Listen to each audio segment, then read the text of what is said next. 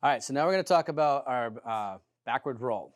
It's a backward tap out, but as you slap out, you're going to bring your knees right to your ear. So whatever side you're going to roll on. So if I'm going to roll on my right side, I want to bring my right knee to my right ear. And as I do that, my hand is going to turn. I don't want to keep my hands flat because I do that, it's going to hurt the shoulder. So as I roll, I'm going to go slow. You're going to slap out, and you're going to turn your hand over whichever side you're actually rolling on. And again, you're going to bring your knee right to your ear, so it's a fast roll. It's not a sloppy, just flop over roll. It's going to be a fast, tight roll, so you're able to get right back up. So as I do a backward slap out, as I come down, slap out, as I'm going to keep on rolling, I'm going to try to do this slow. I'm going to bring my right knee to my right ear.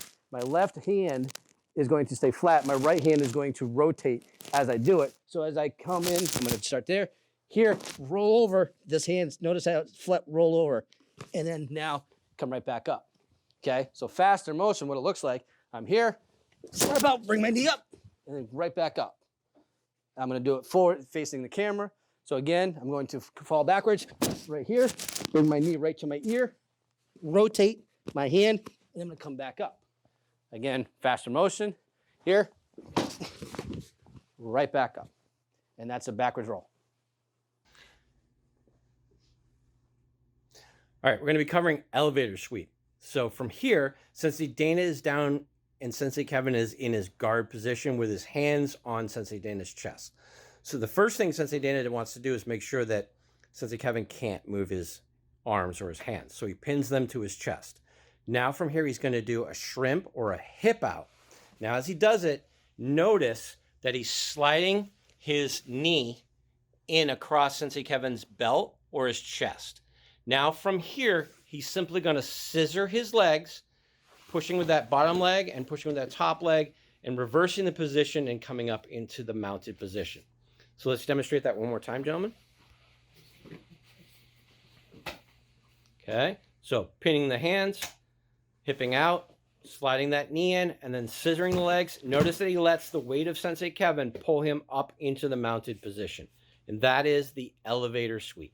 Next, we're covering the figure 4 arm lock series from the side mount position, Americana and Keylock. We're going to start with the Keylock first.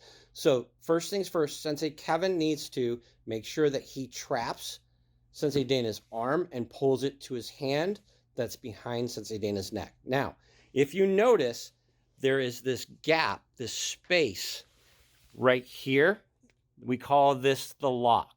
So this hand is Sensei Kevin's key. He's going to slide it underneath Sensei Dana's tricep, and he's going to make sure that when he grabs, he's grabbing his own wrist, okay, creating that figure 4 shape of the arms. From there, he rolls Sensei Dana's pinky towards the floor, and if he needs to, he slightly lifts up Sensei Dana's elbow from the floor until he gets a tap. Now, that is your key lock. From here, he can simply go right to the Americana. All he has to do is slip his arm out from behind Sensei Dana's head and then place it right against Sensei Dana's head. And now he has that same position. So he rolls the pinky towards the floor and he slightly lifts the elbow until he gets the tap.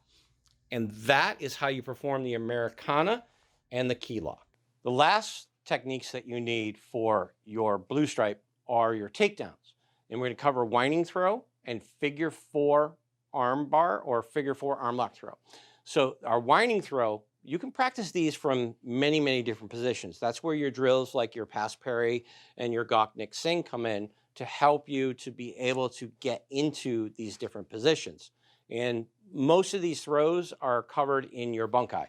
So the winding throw, we're going to start from the grappling link up, but from a standing position. So senseis get in the grappling here, all right? So all Sensei Dana needs to do from here is he needs to let go with the arm that's closest towards me, and he's going to reach around Sensei Kevin's head. He can do a forearm bump as he does it, but now like he's trying to get Kevin in a headlock, he's going to pull Sensei Kevin around, okay? Notice that he maintains control of the arm. You want to maintain control of the arm when you take the person down. Can you demonstrate that one more time, gentlemen? Okay.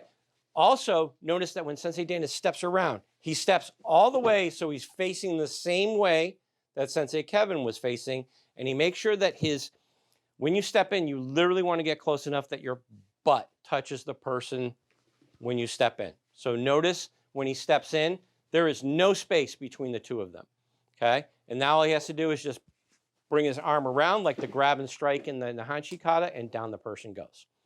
And that is a winding throw. Next, we're going to cover the figure 4 throw, and we're going to do this from like a pushing or a grabbing type position.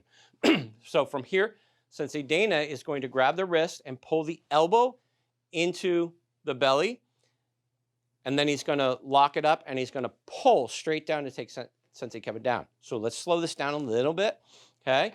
When he grabs, he's taking his opposite hand and he's grabbing underneath to pull that elbow.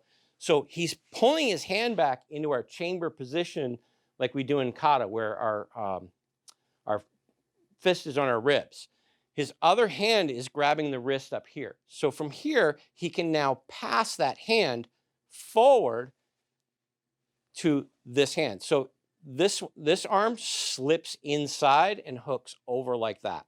Now, if you were smaller, you would use both hands to do the throw, but if you're a little bit bigger, you can also do this. The safest and best way to practice with your partner when you do this throw is to push the arm that way so the person just falls backwards, okay? Be very, very careful when you do this one. When you have your partner locked up like this, if you pull his arm that way, you can easily injure his elbow. Okay, this is what's another name for this is called a shionagi, or a 4-direction throw, and it can be very devastating to your opponent. So you want to be careful when you're training with your partner. This goes that way, okay? So just be careful and safe when you're practicing with your partner, and that is your figure 4 arm lock.